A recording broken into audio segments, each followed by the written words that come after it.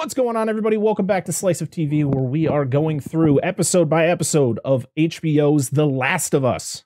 I'm your host, Brett Parker, and joining me is the host of So Wizard Podcast, one of the best podcasts out there. Yeah, that's my personal opinion, but you know what? I'm going to stick to it. We have the legendary Joey DiCarlo.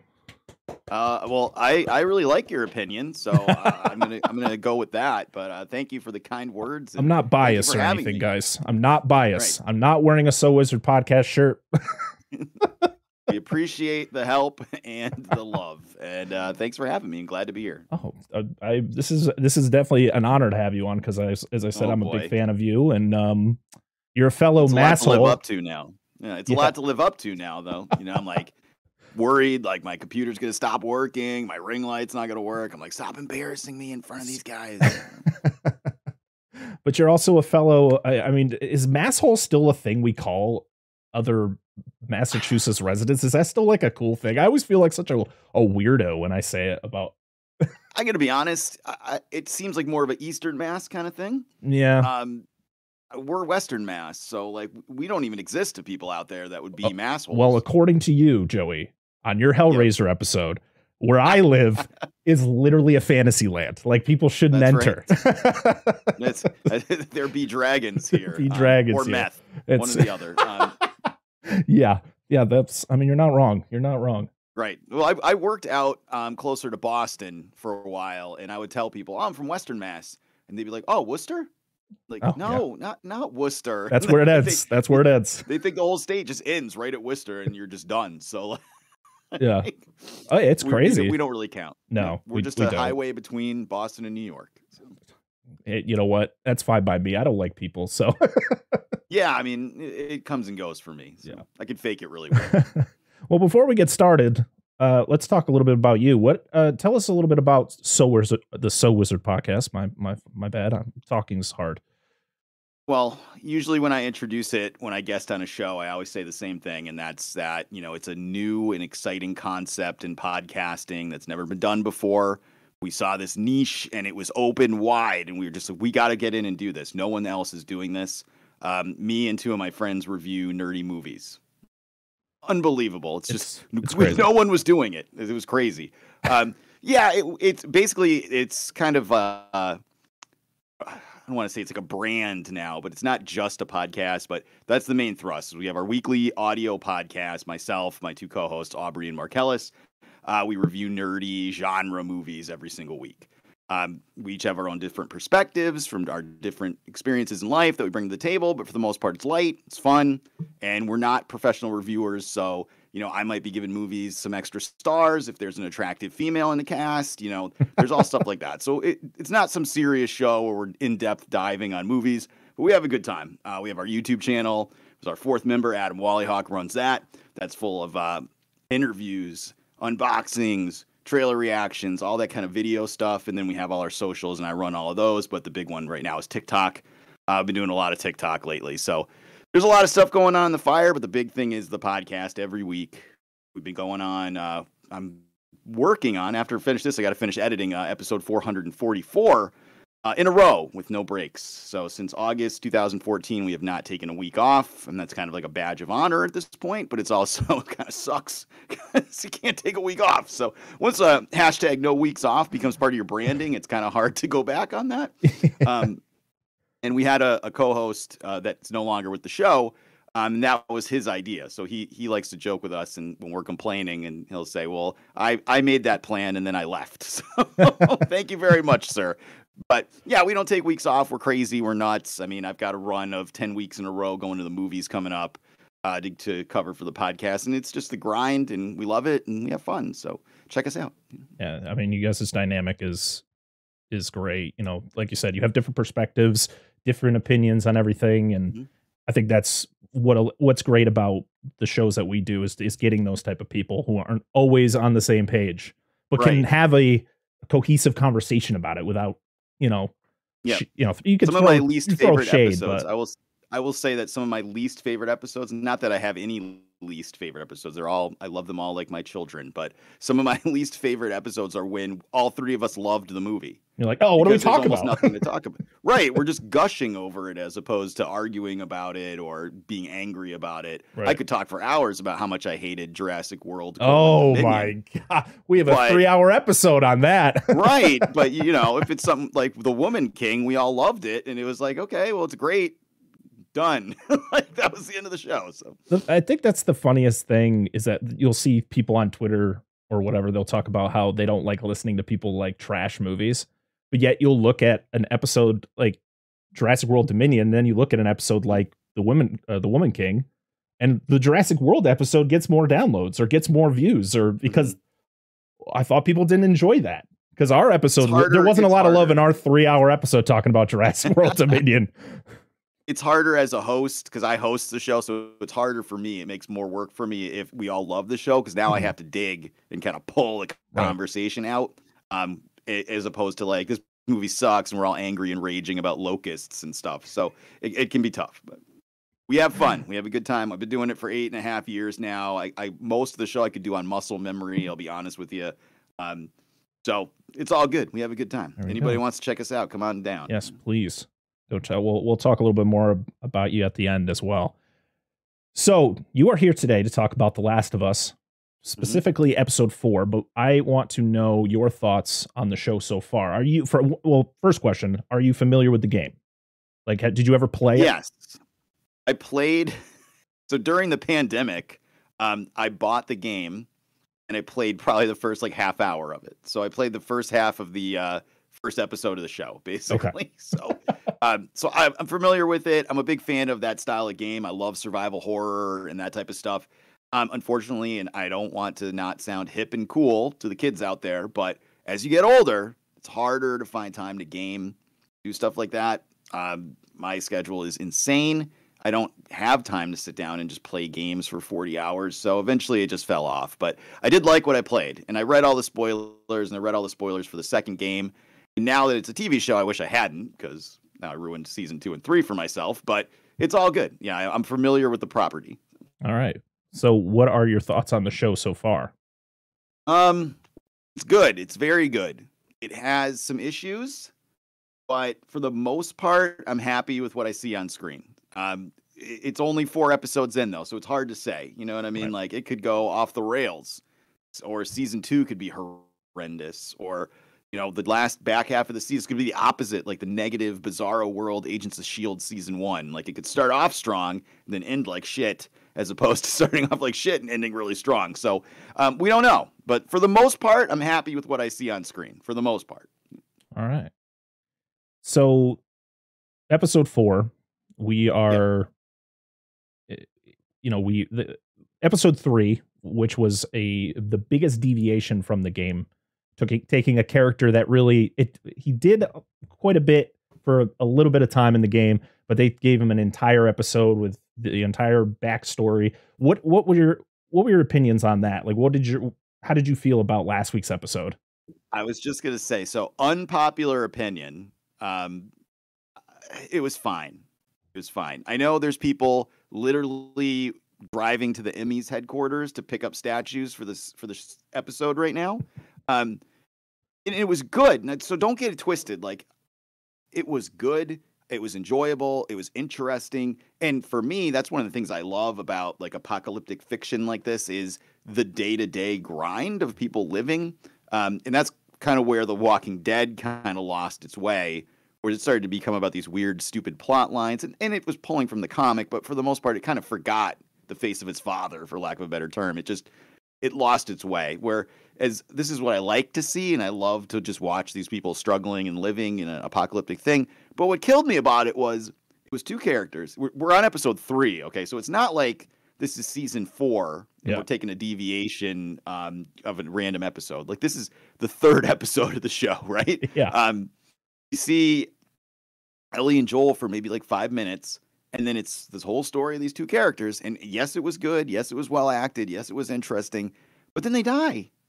And then that's it. We're never going to see those characters again. Yeah. So we just deviated from the main plot of the show in the 3rd episode.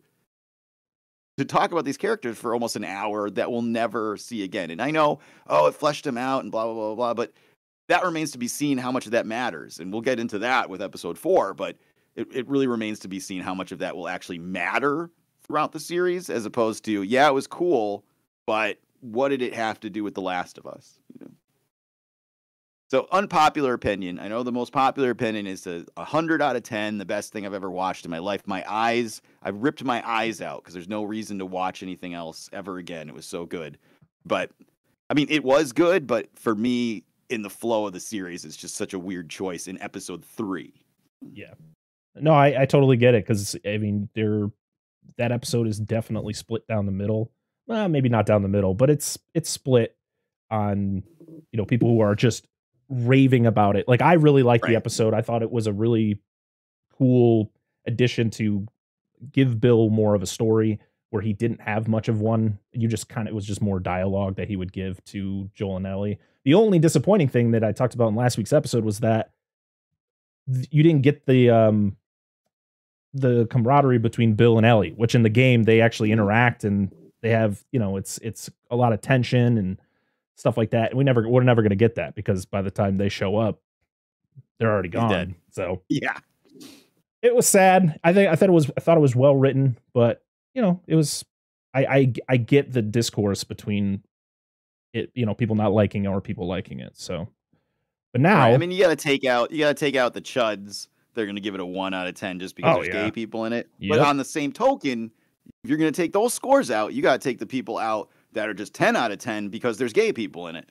Like, I want to look at what it is as a story, and that's where for me it was like, why is this episode 3? Like, that was just what killed me about it. And we'll get into a little bit more about that in a minute. So now on to episode 4, which is this is where we get to see Joel and Ellie start to form a somewhat of a relationship.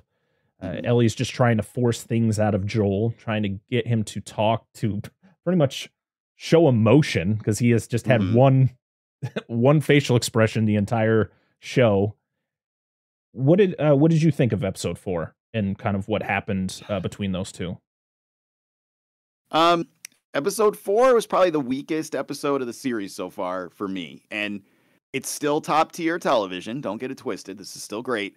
But I hate to feel like I don't want it to be The Walking Dead, and I know we keep bringing up The Walking Dead, but you're not the only person who I've heard it them compare it, or at least and that's the biggest thing we have to compare it to a post-apocalyptic zombie-ish television show. In The Walking Dead season 1 pilot knocked it out of the park, slowly started to get kind of crappy throughout the season, and then ended on a wet fart, which I believe was season 1 when they some random laboratory. I've not seen a single episode of The Walking Dead, so someone out there is probably screaming at their phone or television screen, but I believe the season ended with them going to some weird laboratory, and then it blew up, and it was really kind of dumb, and it really ended on a wet fart, and then the series was just all over the place. And the good thing about this compared to Walking Dead is that I don't think that HBO is going to be like, you have to be 13 seasons long, and we're not going to cancel you and force them to draw stuff out and stuff like that. I think they have a 3-4 season plan, which is great, but it just kind of scares me because we've seen this before. We've already seen this before. We've seen something start off super strong and then kind of slowly get crappy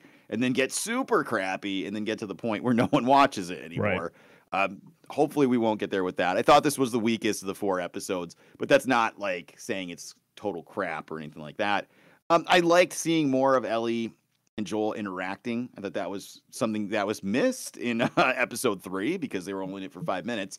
But it definitely had some parts that I also didn't like in it, which we can get to in a little bit when we're spoiling things a little bit more. But for the most part, I liked their interactions. It definitely started to build a relationship because up until this point, yeah, he has to protect her. But we haven't gotten that feeling from him that he wants to protect her for any reason other than he's trying to get a battery to a car or doing a mission that was told to him. This started to feel like he's building a relationship with her. I loved the joke book. I loved her telling bad jokes the entire episode. I thought that was hilarious. So it was really good to see them start to build that relationship. Yeah, no, I totally understand the fear and what the future may hold, but I Fear do. the Walking Dead? Is that Oh what you're saying? no, Oh no. fear the Last of Us. Oh God. That's right. But yeah, I mean, we've seen it with other properties, video game properties that they've turned into shows or movies, Yep. and I will always mention Resident Evil. And Oh not just God. the terrible show that came out last year, which I literally watched every episode and I'm still questioning decisions in my life, but also those 6 just very mediocre or terrible movies that had nothing to do with the video games, where you're looking at this show. They are following the game pretty close. They change things to make sense for the show, which I appreciate, but I'm still feeling the same feelings watching the show as I did playing the game, which The Last of Mhm. Us, the game, is one of my favorite games of all time. And the second one is pretty damn close. So I think like it's okay to stick to the script Yep. of a game because not everyone has played the game. So you're giving it to people who have already played it will appreciate it, and people, well, they'll also judge it too because we got to judge something. And then of course people will, you know, who haven't seen it will enjoy it, will be intrigued. Like I'm watching it with my wife who has never played the game and Yep. she is addicted. So clearly it's doing Yeah, something my right. my daughter's a huge fan of the show so far. She's never played the game. I told my wife not to watch it. I think it's just a little too depressing for her. But my daughter is a big fan right now. So All right. Well, I think we can jump over to the spoiler section. If you haven't seen this episode, please go watch it before listening to the rest of this episode. But also, why are you even here listening to this right now? You should have already watched it's it. the shortest episode. It's the shortest true. episode. So just go watch it and come back. It's even though it is slow, it's still very good. Yep. So let's get into it. So the beginning of this episode starts off where Ellie is messing with the gun that she took from Bill and Frank's house. And you get her kind of figuring, and she looks like she knows what she's doing. So clearly it's mentioned later on in the episode that she knows how to use a gun because she was taught it in the Fedra school. And this is kind of the, like we said, this episode, there's not a lot going on until about the second half of the episode when they get into Kansas City. But this is when Ellie, has the joke book, which is straight from the game, where she's telling, Joel all the jokes, and he's trying so hard not to react to it. He wants to just be stoic. He doesn't want to show emotion, but you can tell he's really stopping himself from doing it. And they're siphoning gas, which I'm like, would you think that the gas is still good in these cars after 20 years? I don't think so. They said it was 20 years, so I don't think the gas is still good, but maybe I think there was a throwaway line that it doesn't last as well or doesn't work as well because it's been so long. Yeah. Was it 20 years in the game? Yes. So the prologue takes place in 2013 because that's when the game came out. So so technically the 20 years later, so it's 2033 instead of 2023. Okay. But I think they just did that because we're in 2023 now. So yeah. So Joel does mention like it's pretty much water, the gasoline. So they got to use, what they can get right now to move. And then it's just them kind of, Ellie's continuing to kind of, she finds things in the backseat of the truck, which is the Hank Williams tape, which is actually another rip from the game. The song was played in the announcement trailer for the first game back in 2013. And she finds the Dirty magazine in the backseat, which is another reference to the game. And it's just that just general conversation. She's just trying to get him to open up and to talk and to just react to anything she's saying. And he's just kind of shutting himself off. But she could tell that he's it's slowly coming back. Like he's slowly starting to get those feelings. And then they pull off because they got to camp for the night. And it's just more conversation, just more like that's what this like we said earlier, it's a slower episode. We're seeing these two characters interacting with each other and trying to form somewhat of a relationship, which we really didn't get before because there was always other characters around. Last week we barely saw them. The week before Tess was there, and then the week before that, Joel and Ellie didn't meet until almost the end of the episode. So this is your first time seeing Joel and Ellie together solo for an entire episode. Did you think that it was paced well? Like with them having these throughout the episode? Yes. This was my favorite part of the episode, and it was just, I enjoyed that. And like I said before, that's what I like about these type of stories, is watching people living and surviving in this environment. So just seeing them hanging out, getting to know each other, it kind of, like you said, it's really our first time together with them, opening up like that was great. I could watch a whole hour of that. I didn't need the rest of the episode, to be honest with you. Just have that keep happening. But of course, more has to happen. But this part was fantastic, and it's really building up to their relationship, just opening up, and them being characters that we love. Well, we already love them, but like we're really gonna love them once we get to know them. So. Right. You get her continuing to tell jokes, and this is when you actually see Joel smile and laugh for the first time. Like he's keeping it to himself, but she knows that he's laughing. And yeah, we get a coffee joke where she's smelling the coffee and it smells like burnt shit, which I thought was a good line from Ellie. As someone who doesn't drink coffee, I completely understand where she was coming from. So. As someone who does drink coffee, I can still agree with her. That's why I add so much shit to it, so it doesn't smell like that or taste like that. But yeah, then we're back on the road, and this is when she finally gets him to open up about Tommy, who is Joel's brother, who actually has there's another reference to Tommy in this episode. I don't know if you knew. We'll get to that character in a little bit. But yeah, she asks about Tommy and about like what Joel's plan is about going out there, and she's like, well, what if he's not there? And he's like, I'll keep looking. I'm persistent. And you just know that Joel doesn't care about his objective is to go find Tommy. If he dies between here and there, it's just the way it goes. But he's got a destination, and he's got an objective, and he's going to try to meet it as best he can. And also he's got to protect Ellie because she's cargo to him, not family. And they finally make it to a city, which is Kansas City, because I guess so in the game it was Pittsburgh, but they had to change it to Kansas City because they filmed in Edmonton. And Edmonton, I guess, looked a little bit more like Kansas City than Pittsburgh. So what is this? The Arrowverse, where everything takes place in Toronto? That's just where they film everything. Canada is just way cheaper. It's the way it is, I guess. So they get to the city, and I think it's pretty ironic though, because they get to the tunnel to go into the city, and it's blocked by a bread truck. Which, if you guys have been paying attention to the show, they talked about how the virus was spread, and it was by flour and stuff. Yep. So it was kind of ironic that it was a bread truck. They then have to make the way. By the way, I'm done.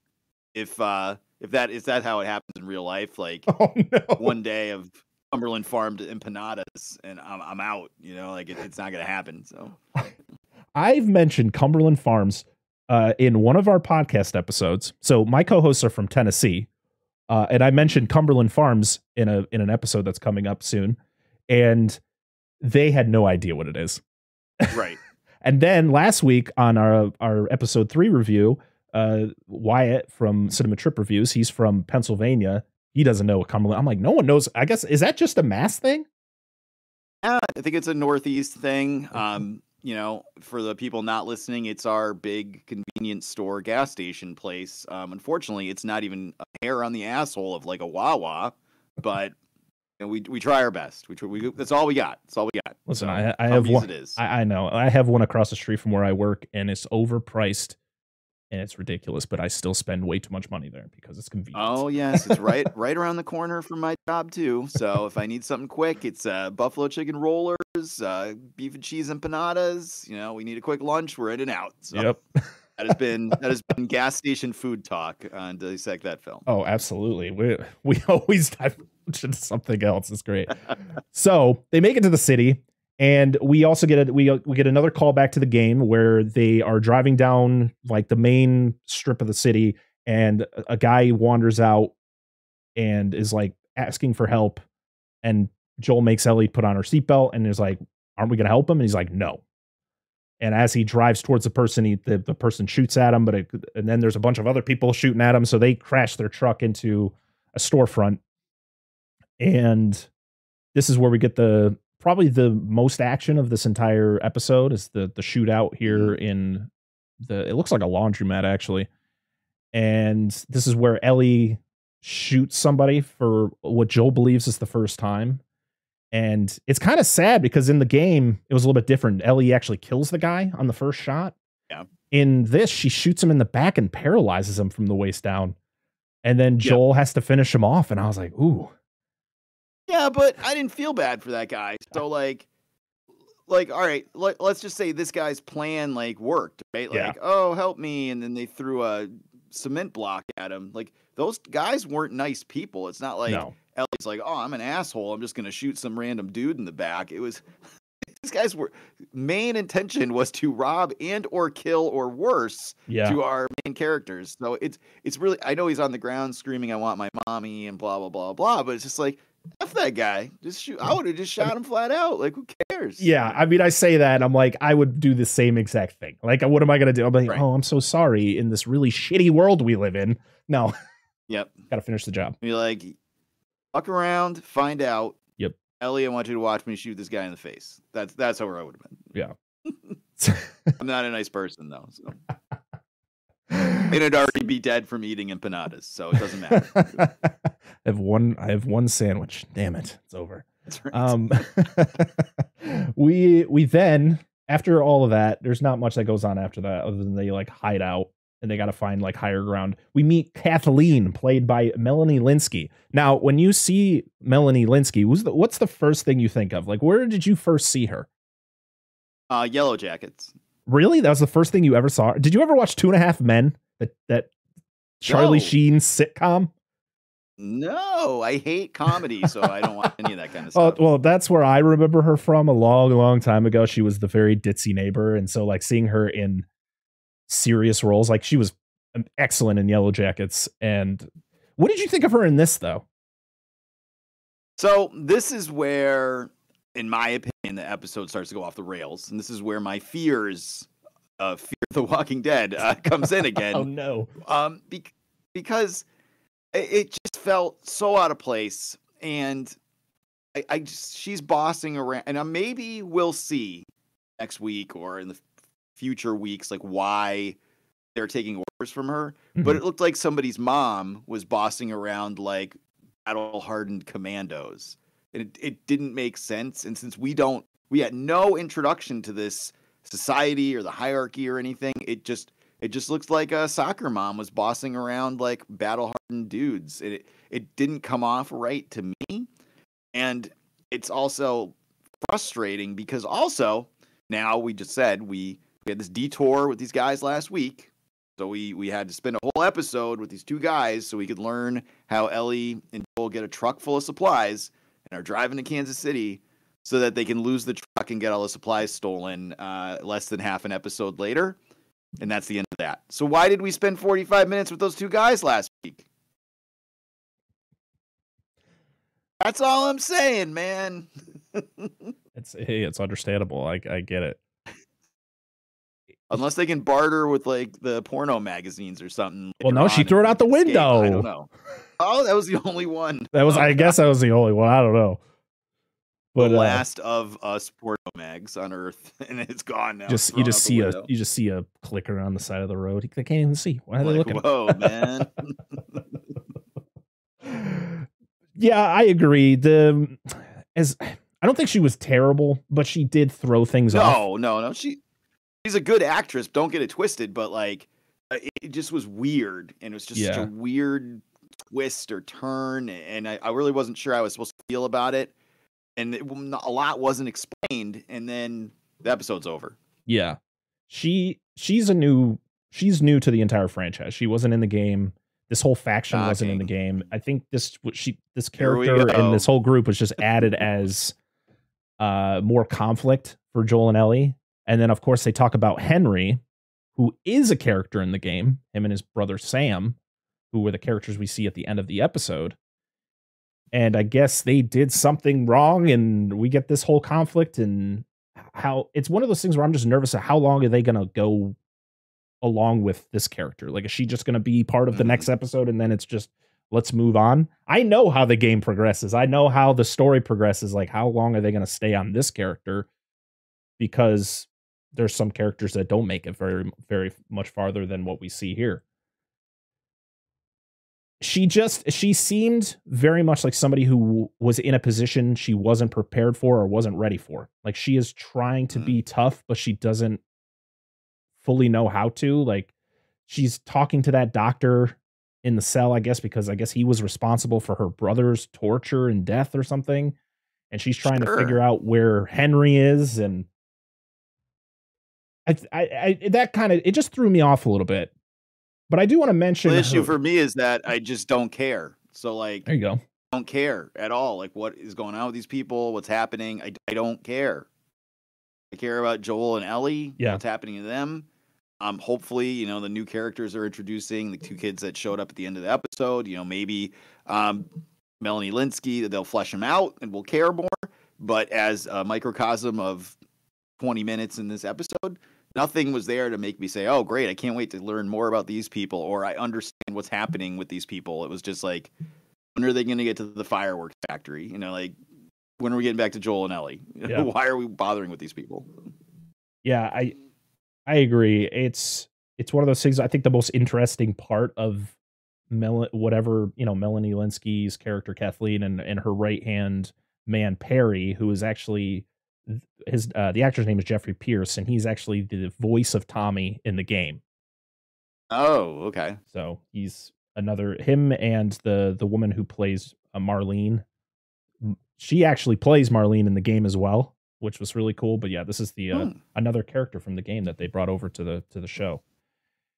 But the most interesting part of that whole thing was when they walk into the creepy room and the floor is just pulsating. And I'm like, I know what's in there. I know what's in there. I don't know if you did, but I know what's coming in up there. And I don't know what the hell is why the floor is breathing, but yeah, that was kind of creepy. Yeah. Yeah. And we're going to see it next week. That hole is going to explode and we're going to get some craziness. But yeah, it pretty much is just Joel and Ellie trying to find their way, trying to find a place to stay for a bit until they can find a way out of the city. Well, they need to get more supplies and then they got to get out of the city. And, we get more conversation between Joel and Ellie where Ellie knows about Joel's hearing loss in his right ear. Because like she keeps trying to talk to him and he can't hear, like he doesn't react to it until he like turns his head a certain way. And then he's like putting the glass in front of the door so that he can hear somebody coming in. But then it just backfires on him because he's sleeping on his good ear, so he can't hear. And then at the end of the episode, we run into Henry and Sam, and then that's it. That's the episode.